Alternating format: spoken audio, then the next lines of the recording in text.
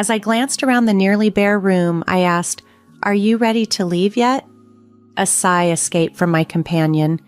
"Just waiting for the movers," they replied, a tinge of relief in their voice. "Honestly, I won't miss seeing you around, and the way you changed the locks as if I'd try to break in was a bit much." I had always been curious about why such extreme precautions were necessary, but now it seemed almost irrelevant. When I first met Kevin, he was a quiet man, always concerned about others' opinions.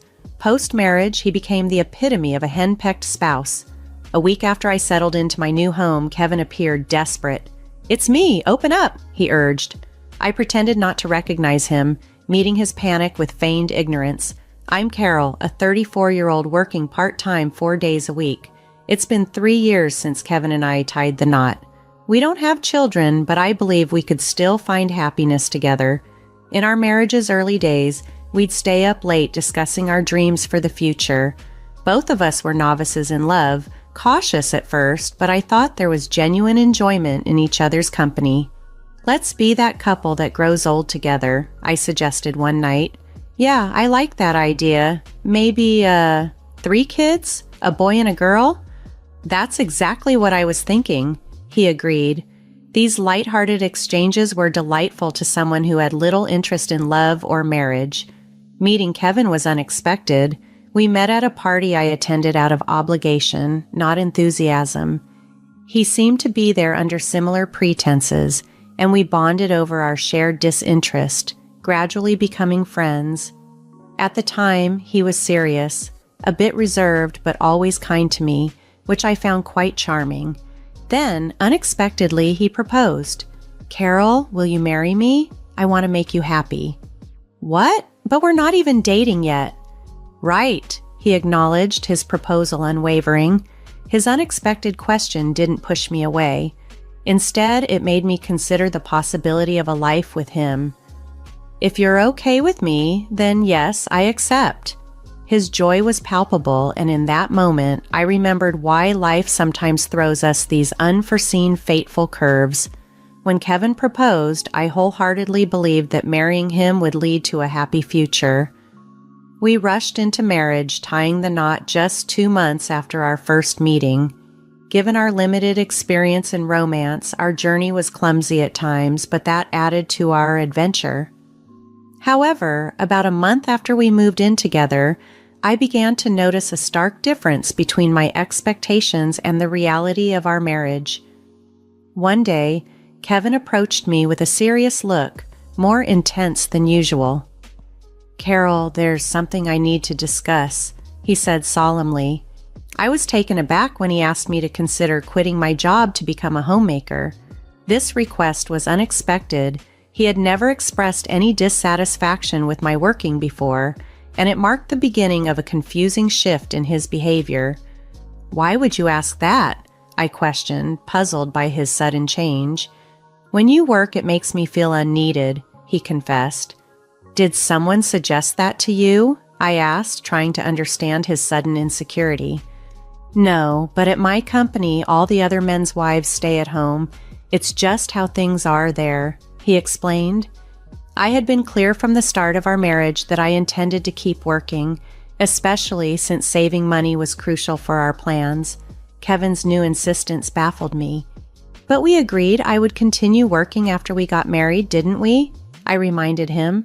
"I know, but as my wife, I hoped you'd consider my feelings," he responded, his concern more about fitting social norms than our mutual happiness. "Why not just pretend I've quit? There's no need for me actually to leave my job," I suggested, expressing my reluctance to give up my career. However, Kevin seemed increasingly worried about how others perceived him. "If things don't change, I'll be ridiculed by my colleagues and bosses.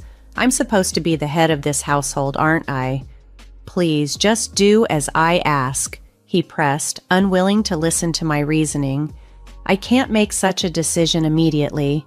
Let me think about it," I said, needing time to weigh my options. "All right, but please decide soon," he urged, his tone urgent. I knew I couldn't let this issue drag on, fearing what might follow if I didn't act decisively. Seeking advice, I turned to my boss, Madison. She had worked as an administrative assistant since high school and had faced a similar situation with a controlling ex-husband, eventually leading to her divorce.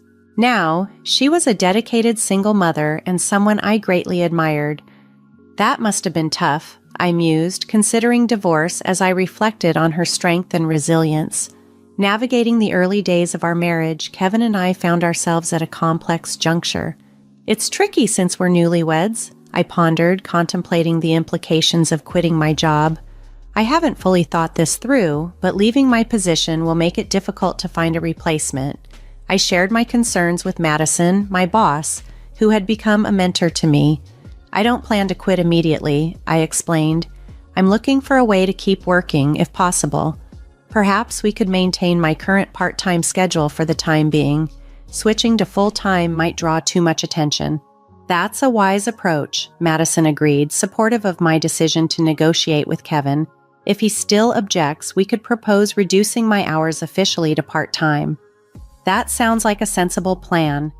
Remember, you can always count on me for advice. I'm here to support you, Madison reassured me, offering a lifeline in the turbulent sea of my marital issues. Thank you, I appreciate your support, I replied, grateful for her guidance. Our conversation deepened, and I discovered that Madison's ex-husband had also changed drastically after their marriage, a situation eerily similar to mine. This revelation was eye-opening. I hadn't considered that some men might transform so completely after marriage, becoming almost unrecognizable from the person they once were. Viewing my circumstances through this lens, I wondered if I had been misled. Despite numerous discussions, Kevin and I were at an impasse. Isn't it a woman's role after marriage to support her husband and manage the household? He argued, clinging to outdated norms. What era are you living in? Nowadays, it's common for both spouses to work, I countered, shocked by his archaic views. Maybe for other couples, but we're different. You see that, don't you? He tried to persuade me. I understand where you're coming from, but I can't agree with it. I stood my ground, asking him to consider my perspective. Kevin persisted daily, pressuring me to quit my job. Despite his efforts, they fell short. I consulted with Madison and decided to resign officially. However, in reality, I continued working part-time 4 days a week. Thankfully, Madison was sympathetic to my situation and agreed to reduce my hours. I've resigned from my job at the company just as you wanted, I told Kevin, keeping up appearances. Really? Thank you. Now I can feel more secure about my position at work, he responded, relieved yet oblivious to the truth. By then, it was clear Kevin was primarily concerned with how others perceived him. His abrupt transformation left me bewildered. I chose to deceive him, continuing to work secretly in hopes of preserving our relationship and my independence. But I soon realized that my hopes for a fresh start were misplaced. Despite our new beginning, Kevin continued to exert his dominance and vent his frustrations on me. One day, he sprung a sudden request on me. A junior colleague is coming over today. I need you to host, he said abruptly. I had no idea, I responded, caught off guard. Sorry, it was a last-minute decision. Just keep it simple, please. Get everything ready. Before I could say another word, he hung up. Determined to fulfill the request, I prepared drinks and snacks for the guests. However, when Kevin arrived, he was displeased. Didn't I ask you to prepare for today? He chided. You mentioned just keeping it basic, and you took that literally. This reflects poorly on me. I need you to fulfill your role as a wife properly. What exactly does that mean? I did my best. Is there an issue with what I prepared? I asked, genuinely confused by his dissatisfaction. No, not really, he muttered, his expression unreadable, a stark contrast to the person I once knew. From then on, Kevin began inviting guests over almost every week. While he reveled in the social gatherings, he expected me to be on standby, prepared for anything. It seemed he was trying to impress everyone with his capabilities as a husband. Kevin, Having guests over every week seems excessive, I ventured one day. No, it's fine. Everyone enjoys it, and you should support my decisions. It's your duty as my wife, Carol. But maintaining such a lifestyle was also expensive. How exactly am I supposed to manage it? I asked. Oh, stop complaining. He would dismiss any question I had as nagging and avoided giving a direct answer. Every morning, I woke up early to prepare meals, make lunch sandwiches, and see Kevin off, all while keeping his suit ready for the day. On days I worked part-time from 9 a.m. to 2 p.m., there was barely any time to rest. Despite the busyness, I cherished my job. Working often felt like a welcome respite. Carol, you seem tired lately. Are you okay? My coworker Deborah asked one day, noticing my fatigue. Yeah, a bit, actually, I admitted. Let me know if there's anything I can do. I'm here to help in any way I can. Thank you, Deborah. You've been such a reliable support. Unlike Kevin, Deborah understood the deterioration in how I was being treated. She was aware of my secret part-time job and had kept it hidden from Kevin. I appreciate everything, Deborah. I expressed my gratitude. Bill mentioned it, but I never imagined Kevin would behave like this, she confessed. Neither did I. I've tried talking to him, but he won't listen, and we can hardly have a meaningful conversation anymore. I'm sorry, if only I were stronger, I sighed, feeling overwhelmed. Don't be too hard on yourself. You're managing work and household tasks admirably. I appreciate all your help. I'm glad to hear that, I replied, grateful for her kindness. Living with Deborah's support had been nothing but a positive experience for me, a stark contrast to the strain at home. However, Kevin seemed uncomfortable with how close Deborah and I had become. This discomfort led him to make a shocking and sudden decision. Where's Deborah? Mom's gone, I questioned, puzzled by her absence. What do you mean gone? I asked, my confusion growing.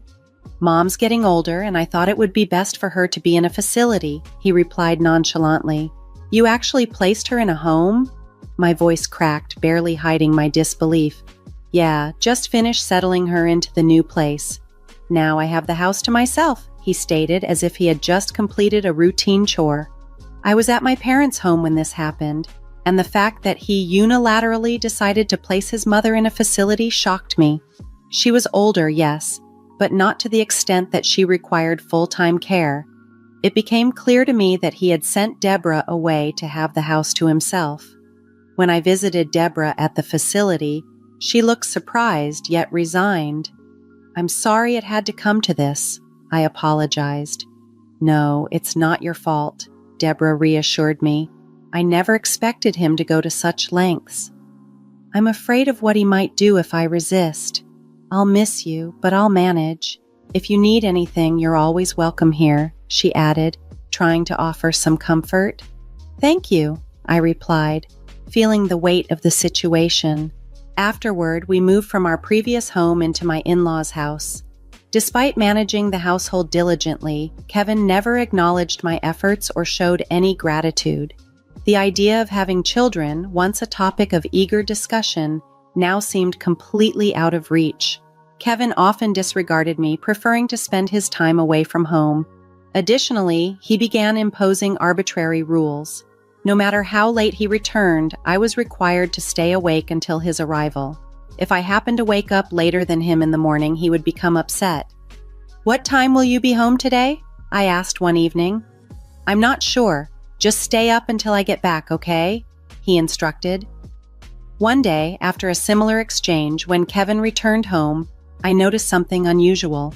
As I took his suit to hang it up, the air was fragrant, a sweet feminine scent that was unfamiliar to me, as I didn't wear perfume. It was unmistakable evidence of an affair. Whenever he came home late, I would catch whiffs of the same perfume. That day, he unusually suggested I go to bed before him, raising my suspicions even further. Quietly, I went to the living room and overheard their conversation. Oh, she's clueless. When are you going to leave her? A woman's voice asked. I'll kick her out soon enough, Kevin's voice responded clearly. Their voices carried easily, especially the woman's, which was quite loud. From their discussion, it was evident that their relationship had been ongoing for some time. While the incident with the perfume didn't shock me, it left me feeling utterly disgusted. Kevin was still technically my husband, and despite my hopes for a turnaround, his treatment of me remained harsh and unchanging. As we approached the 3-year mark of our marriage, he sprung another surprise. "I have a business trip the day after tomorrow. I need you to get everything ready," he announced abruptly. "That's very short notice," I replied, the timing and suddenness raising my suspicions. "I'll be away for about 4 days. Please make sure my clothes are prepared." I couldn't help but suspect his claim of a business trip was a cover for time spent with his mistress. I remembered a conversation with a colleague's wife at a company gathering who had warned me, "Be cautious if he suddenly mentions a business trip. Our company doesn't even have those." Her words echoed in my mind as I pieced things together. My suspicions had been confirmed earlier when I found a chat on his mobile phone, accidentally left in the living room, detailing how he had taken paid leave for this so-called trip. This discovery marked a turning point for me and signaled the beginning of the end of our marriage. Armed with proof of his affair, I prepared to confront him with divorce papers upon his return. However, it was Kevin who made the first move. "Are you ready to leave? The movers will be here soon," he said coldly as soon as he returned home. He instructed me to vacate the house before he got back. "I need you to be gone before I get back," he demanded. "Why are you saying this all of a sudden?" I countered, shocked by his blunt directive. "That's exactly what I said. You can't spring this on me and expect me to leave immediately. Then I'll wait a bit, but start preparing to leave," he replied, dismissing my objections. "Goodbye." I never imagined that my once timid, overly concerned husband would transform into such a domineering partner, but this was the final straw. The future I once envisioned with him now felt like a distant memory. Living with such a man, I couldn't envision a bright future ahead. What comes next? I wondered aloud. This could get interesting. Has the mover arrived yet? "No need to rush. They should be here soon," came the reply. "Oh, and I almost forgot to mention I'm changing the locks on the house," he added almost casually. "All right, got it," I responded, my heart sinking. "The thought of not having to see your face again is a relief," were his parting words after nearly 3 years of marriage. Convinced our relationship was irreversibly over, I swiftly left the premises soon after. I instructed my lawyer to file for divorce. Despite our circumstances, my husband boldly posted pictures with his mistress on social media, an act of brazen audacity. How could he be so reckless, not realizing he was providing even more evidence of his affair? Even our mutual friends noticed his strange behavior, marking the public unraveling of what we once shared. After leaving my in-laws' home, I transitioned back to full-time work and moved into a high-rise apartment in the suburbs, a place I had long dreamed of living. The apartment was spacious, ideal for one, and felt wonderfully liberating without Kevin's presence.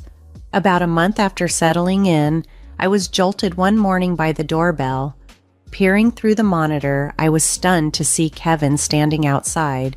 "Hey, it's me, Kevin. Open up, Carol," he called out, his voice presumptuous and demanding.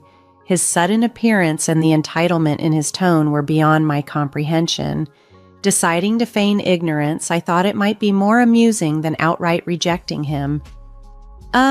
Who are you? I'm sorry, but I don't know you," I responded through the intercom.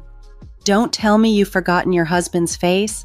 I'm not married. I think you've mistaken me for someone else," I continued, watching as desperation seemed to wash over him, his face a shadow of the timid man I once knew. "Please, just listen. I've been deceived and I need Carol's help," he pleaded. "I'm sorry, but I'm not obligated to assist you. If you persist, I'll have to call the police. Seriously, after all, I don't know you," I retorted, steadfast in my resolve to treat him as a stranger. Kevin must have thought I would always be there to solve his problems, but I was no longer the person who tolerated such dependency. Yet, he remained stubborn, unwilling to relent. "That's it. You made this mess, so it's up to you to fix it. You don't have to be so tough on me," he whimpered. "Oh, and by the way, you can't stay at your parents' place anymore," he added abruptly. "What do you mean? Do you know whose name the house is under?" I questioned, surprised by his statement. "No, but it used to belong to Deborah. Now it's in my name," I explained, revealing a significant change he was unaware of. Kevin had insisted I leave when I confided in Deborah, which visibly upset and disappointed her. "I can't believe my son has turned out like this. I'm truly sorry, especially after all the help you've given us," Deborah had said during one of our conversations. "Deborah, you're divorcing Kevin, aren't you?" she had asked. "Yes, it's for the best," I confirmed. "In that case, I'll transfer the house to you," she offered, making a decision that took both me and presumably Kevin by surprise. Why would Deborah transfer their rights to their in-laws' house to me? Kevin would have been puzzled by such a turn of events. Unbeknownst to him, he had been living with his mistress throughout all this turmoil. "That's the situation. Understand and leave promptly," I concluded, shutting down any further attempts at reconciliation or intrusion into my life. We likely won't cross paths again, but I made it clear to him if he persisted, I would not hesitate to call the police. With that firm warning, he finally relented and left. The divorce proceeded as planned, and I received the settlement we agreed upon. As it turned out, Kevin had been misled and financially exploited by his mistress. Moreover, the divorce settlement amounted to approximately $410,000. His mistress had promptly abandoned him when the money dried up, but I was resolved not to let matters end there. I hired both a lawyer and a detective to ensure that all financial claims against him were thoroughly pursued.